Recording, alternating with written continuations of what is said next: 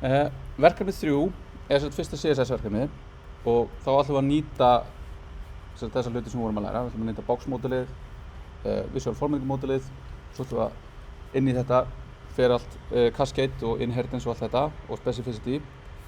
En við ætlum að taka það sem þið eru núna búin að setja og búa til og finna eitthvað HTML element sem að representa þetta efni sem þið voru að vinna með.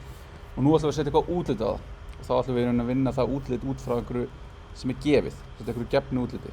Og það er þetta frábæra útlit hérna. Og það er það þannig að hérna er í raun lýsing á útlitinu. Þannig að þið fáið svona spekk fyrir útlitið.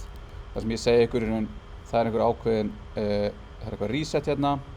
Já, hérna. Svo er þið með skjáskot. Þið þurfum bara að láta þetta passa í 1000 pixla pluss breiða glugga. Svo hérna fyrir hverja síðu þá segir hérna mynd skal vera hægra megin og taka 1/3 af plássi, sækja nám, allir hópar af gögnum skulu sitja hlið við hlið og taka 1/4 af plássi og síðan hafið þið hérna inni skjáskot af þessu öllu saman. Þannig hérna er þetta og þessi skjáskot er öll tekin í 1000 pixla breiðum vafra. En svo er líka hérna vídeó af því bara hvernig ég skrolla í gegnum þessa síðu þegar ég er búinn að setja hana í svona og setja hérna 1000 hér og setja ykkur að hæð sem make sense. Svo getum við minkað þetta hérna á móti. Þannig að þá fæ ég núna. Nú erum við farin að vinna þess með hvernig við erum að setja þetta upp. Þannig að ef þið eru búin að vera veltaði fyrir ykkur, þið voru eitthvað vel eitthvað table eitthvað, ég vildi nú að þetta væri kannski ekki miðja heldur til vinstri. Og nú erum við farin að skoða þau verkfæri. Þannig að núna erum við að skoða hvernig við breytum layoutinu á boxunum. En við erum ekki farin að skoða hvernig breyti ég þessu í einhverja aðra letugerð eða læti verða einhvern veginn öðru svo litin eða einhvern veginn svona aðeins meira töff.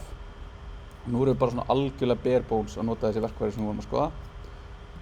Og hérna fæ ég alla þessa gaura hérna hlið við hlið. Og hérna er hér er trikkið að hér ætlum við að nota float. Þá þurfum við aðeins að skoða hversu mikið pláss þessi box taka. Af því ef þau taka of mikið pláss þá munið þau detta niður í nýja línu. En eins og ég sagði þá þarf þetta bara að passa í 1000 pixla þannig að þetta mun gerast ef við minkum gluggan meira þá munið þau brotna svona. En þegar við stækkum þá erum við að taka hérna þetta 25% hvert. Það sem er bara að gerast er að fara að brotna hérna. Það eru bara hlutir inn í boxinu sem láta það verða breiðara og eins og hvernig flók virka þá brotna þau í nýja línu þá þetta flót. Sem gera verkum að flót er mjög erfitt. Þetta munum við síðan útfæra aftur í öðru konteksti í verkefni 4 þar sem við munum nota Flexbox.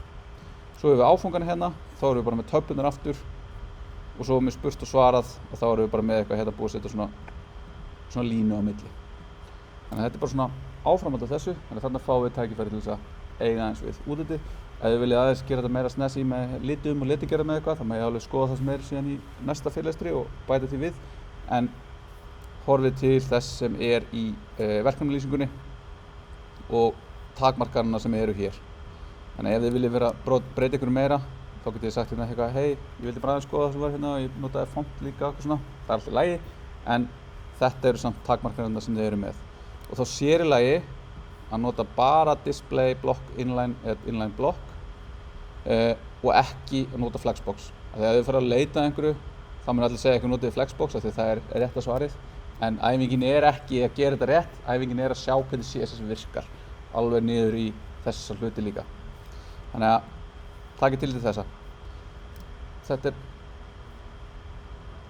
er já, og það er inline, þannig að þið veitir hvað ég er að meina.